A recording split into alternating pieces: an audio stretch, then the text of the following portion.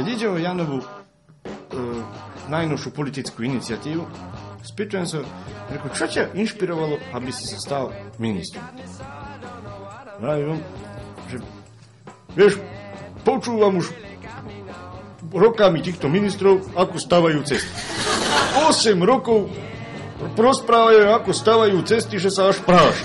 Už narobili toľko ceste, že mohli aj odísť do Európskej únie aj vrátiť sa. Dobre, rozumiem, že sa na cestách prášili. Čo teba to toľko dotklo, veď ty aj tak chodíš po úračkách. Neregistroval si ani traktor, ani auto. Veď to ma aj naštvalo. Nerozlišujem cestu od úračky a potom sa mi stane, že zablúdim na cestu a tam ti mňa už aj zastavia policajti. No? A potom razom pokuta. Za brzdy, za svetlo. Boh vie, čo oni mne tam ešte nenájdu. A potom pokuta taká, že ti načím za vagón kukurici predať, aby si vyplatil. Ľudia Boží, reku, nie je to troška veľa. Zajmiem celiaka. A hlavia si mne policajti, že pokuta je že taká vysoká, pretože sa z tých peniazí že stávajú cesty. No pajtáš môj povedz. No nie je to paragraf.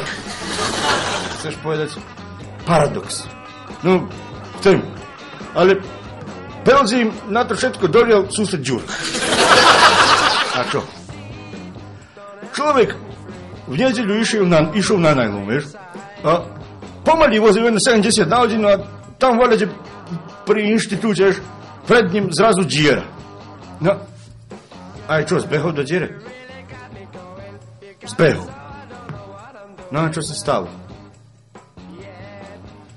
Neviem. Aj doteraz ho nenašli.